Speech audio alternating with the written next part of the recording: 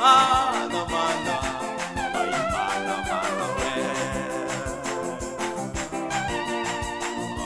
Shalom bakunzi b'ikiganiro cy'ijambo ry'umunsi, ndabaramukije mbifuriza amahoro ya Kristo Yesu muganza imitima yanyu. Turi mu ndwi nziza cyane y'umugisha indi twibuka kuvuka k'umwami wacu Yesu Kristo. Ndabifurije indwi nziza ya Noheli. Mukundwa uri kurankurikirana, uzabera abandi umugisha muri Noheli, uzabera abandi umugisha, abandi bazogira umugisha ku bwawe, abandi bazonezerwa ku bwawe, abandi bazoshima Imana ku bwawe, uzobere benshi umugisha. Yesu Kristo abaheza umugisha mwinshi. Bane data, uyu munsi ndashaka kubabwira ku bantu bari baravugishijwe kuri Yesu, abantu bavugishijwe ku kuvuka kwa Yesu. Yesu yaravugishijwe n'abahanuzi n'abandi bantu bakomeye mu isezerano rya kera, nibo ngerageza kuvugaho no mu isezerano risha hari abamuvuzeho. Haleluya. Rero ndashaka dusome ijambo ry'Imana. Hariho abantu bakeya bavugishijwe kuri Yesu.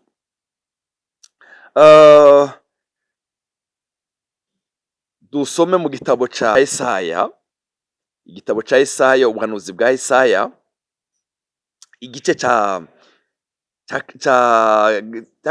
c'icenda umurongo wa 2. Hariho ijambo ryiza cyane nshaka kuvuga mbere yuko babwira abantu bahanuye Yesu. Kandi Yesaya nawe ari mu babahanuye. Ariko ikintu gikomeye cyane, hari umurongo ukomeye cyane wankoze ku mutima. Igice c'icenda umurongo wa 2. Haravuga ngo abantu bagendera mu mwiza babonye umuco. Haleluya. Abantu bagendera mu mwiza babonye umuco mwinshi.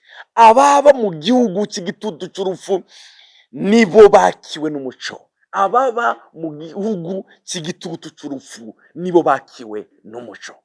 Haleluya. Hari umuco watwakiye kubera Kristo Yesu yavutse.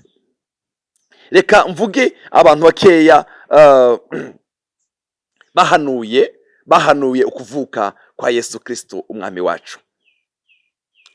Harimo Yesaya, igice c'indwi umurongo wa 14, havugamo ijambo ryiza. Yesaya yahanuye kuri Kristo. Yaravuze ngo nico gitumye uhoraho ubwiwe ari we agira abihere ikimenyamenya. Raba inkumi izosaminda ibyara umwana w'umuhungu izomwita Emmanuel. Haleluya. Yesaya nyuma y'imyaka 700 nico gihe rino sezerano ryashitse. Reka ndakubwira ikintu kimwe cyanejeje umutima wanje. Nimba hari Imana yagusezeraniye muri iyi Noheli ya 2025, mwami Yesu agusohoreze ico Imana yakubwiye. Nimba ufite isezerano ry'Imana, haleluya. Nimba hari Imana yaganirije umutima wawe, nimba hari Imana yakubwiye, reka ngusengere ngo Imana igusohoreze ico yaravuze. Iri jambo yari ya Yakobo, Yesaya yarabihanuye, aravuga ngo Emmanuel azavuka abyawe niki n'inkumi. Raba inkumi zosaminda izara umwana w'umuhungu izomwita Emmanuel. Haleluya. Ubwo n'ubuhanuzi bwa Yesaya. Igice c'icenda umurongo wa 6 akavuga ngo kuko umwana atuvukiye duhawe umwana w'umuhungu, ubutware buzaba ku bitugu byiwe. Yavuze nk'ibintu bitanu, haleluya, bizamuranga. Yaravuze ngo azokwitwa igitangaza, umujanama, Imana y'ubushobozi, data wa twese, umwami w'amahoro. Amen. Naye mazina 5 Yesaya yavuze kuri Yesu. Aya majambo ndaza kuyagarukaho. Reka mbabwire uwundi muntu yavuze kuri Yesu, umugabo witwa Yakobo ariko arahezagira abana biwe. Yaravuze kuri Yesu. Ageze ku muryango wa Yuda, igice ca 49 umurongo wa 10 mu gitabo cy'Itanguriro, haravuga ngo icumu ry'ubugabe ntirizova kuri Yuda, inkoni yo kuganza ntizova hagati y'ibirenge vyiwe. Nyenevyo ataraza. Nyenevyo yarinde? Yari Kristo. Uwo niwe amahanga azokumvira. Uwo niwe amahanga azokumvira. Mu bantu bahanuye Kristo Yesu, Yakobo arimwo. Yakobo sekuruza ukwizera. Haleluya. Nawe yaravugishijwe kuri Kristo Yesu. Undi muntu yavugishijwe kuri Yesu yitwa Baramu. Baramu yatumwe na Baraki kuza kuvuma Abisiraheli. Aho kubavuma akabahezagira. Haleluya. Urugero aravuga ngo ninde wovuma Imana itavumye. Haravuga ngo rega Imana si umuntu ngibeshe kandi si umwana w'umuntu ngo yisubireho. Ico yavuze izogishita. Haravuga ngo raba nabari kubahezagira no yarabahezagiye. Baraki arababara cyane. Haramubwira ngo jewe naguhamagaye kuvuma, sinaguhamagaye guhezagira. Uriye noneho y'imigisha muri aya majambo ariko avuga abona Yesu ahanura Yesu. Baramu ahanura Yesu. Mwumvirize icyo yavuze mu gitabo cyo kubara cyangwa igitabo cyo guharura igice cya 24 umurongo wa 17. Yaravuze ngo ati ndamubona ariko si ubu nyine. Haleluya. Ndamwitegereza ariko ntari hafi. Inyenyeri zokomoka muri Yakobo, icumu ry'ubugabe rizokomoka muri Israheli, ritobekeranye abamowabu muvanduritaha, rimene umutwe abasheti bose. Amen. Baramu abona Yesu aravuga ngo ndamubona ariko ntari hafi. Haleluya. Mwimvire namwe, Baramu yari hamagawe kuvuma Abisiraheli.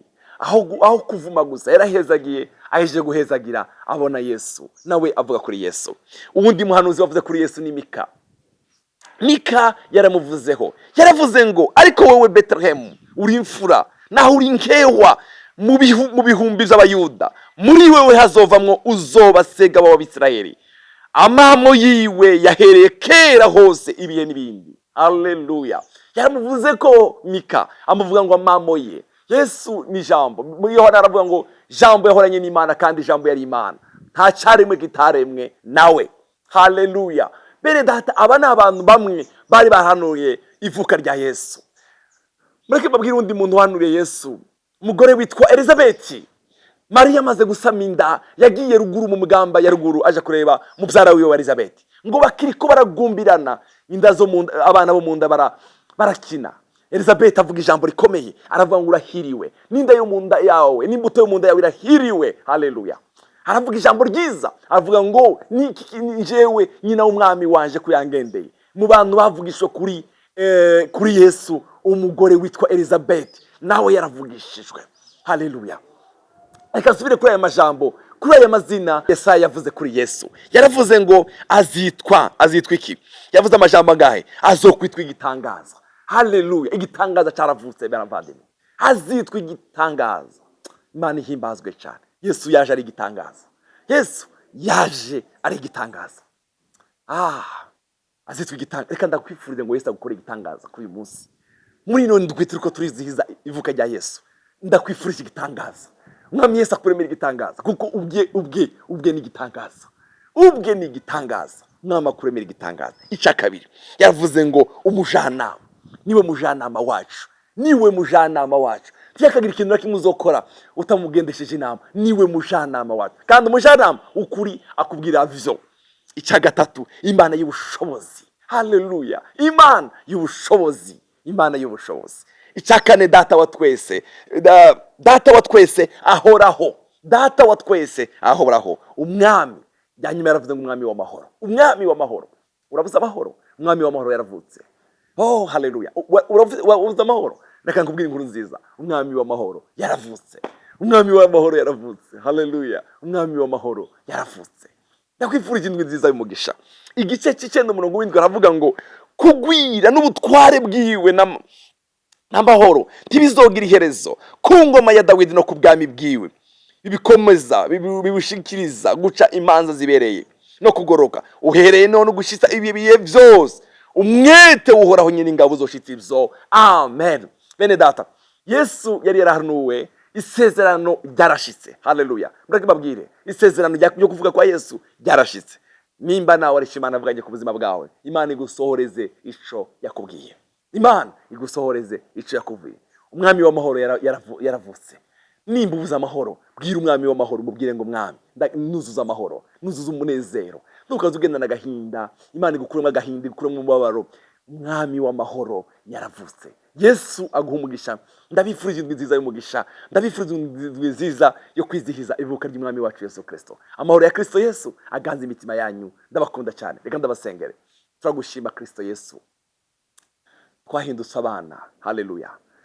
Turico turi no munsi kubera Yesu mwana w'Imana. Twagendera mu mwijima no mu gitutu cy'urupfu. Yesu araza. Haleluya. Yesu turagushimiye ko waje ugakuraho ikintu cyose cyatwagirizaga.